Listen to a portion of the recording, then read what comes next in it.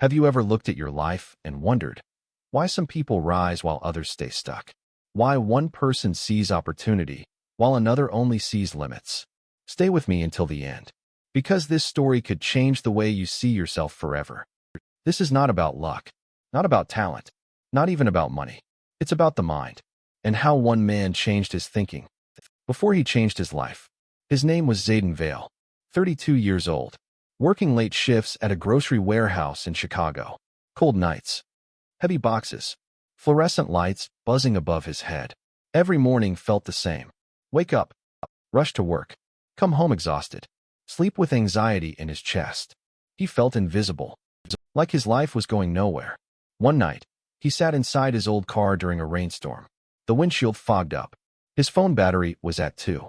And he whispered something that scared him. Is this really it? That question followed him everywhere. At work, in silence, even during family dinners. Especially during family dinners. Because every time his younger cousins talked about business, travel, freedom, he smiled on the outside. But inside, he felt small. Then came the memory he could never escape. When he was 12, his mother stood in a grocery store counting coins for milk. People behind them sighed impatiently. He still remembered the sound of those coins hitting the counter. That moment stayed inside him for years, like a wound. One night, after another exhausting shift, Zayden met an older man outside a tiny coffee shop. Gray jacket, calm eyes, slow voice.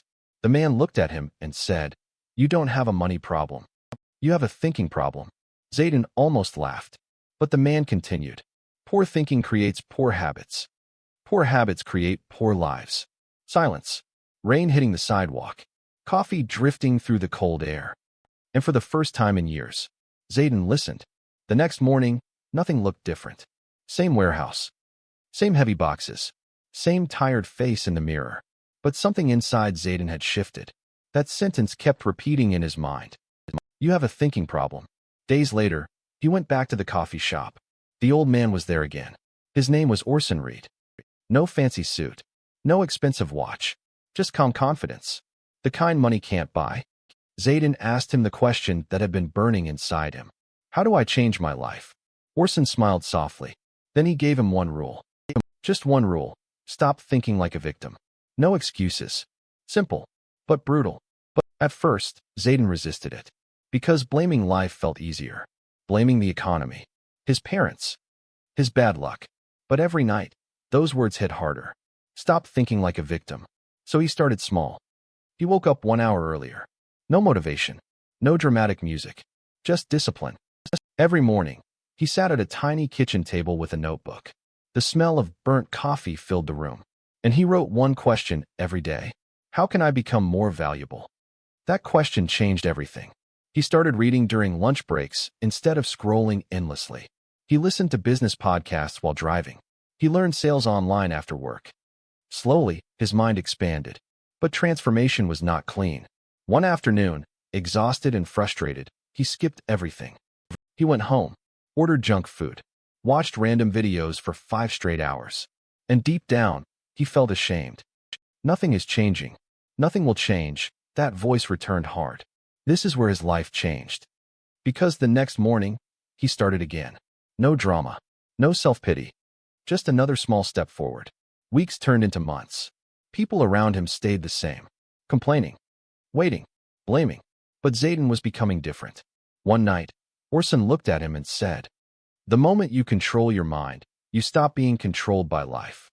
And Zayden finally understood. Rich people were not only rich in money. They were rich in thinking. That was the real advantage. And for the first time in years, he began to believe he could become someone new. Months later, Zayden barely recognized himself. Not because he became famous. Not because he suddenly became rich overnight. But because he changed his identity. He walked differently. Spoke differently. Thought differently. The same man who once felt invisible now carried quiet confidence. He started a small online sales business from his apartment. The first month, almost nothing happened. 3 sales, 2 refunds, 1 angry customer. But he kept going. While others slept, he learned. While others complained, he improved. And slowly, life responded. 1 year later, Zayden left the warehouse for good. The final night felt unreal. the humming machines, the cold metal shelves, the smell of cardboard in the air. He stood there silently for a moment, remembering the exhausted man he used to be. Then he smiled, because the real victory was never the money. It was the mindset. One evening, he visited his mother.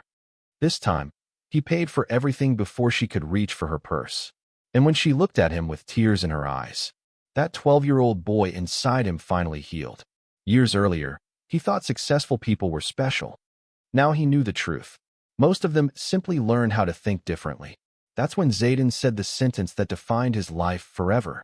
Your identity creates your future. Not motivation, not luck. Identity. If you believe you are weak, you act weak. If you believe you are growing, you start changing. Slowly, painfully, but truly. And listen carefully. Most people will hear this. Feel inspired for one night, then return to the same habits tomorrow. Don't be one of them. Try this for 30 days. Wake up earlier. Protect your mind. Learn something daily. Stop feeding negative thoughts. Small actions. Every single day. Because your life changes the moment your thinking changes. And one day, you will look back at the old version of yourself and feel grateful you refused to stay there. Now comment below, what mindset do I need to leave behind?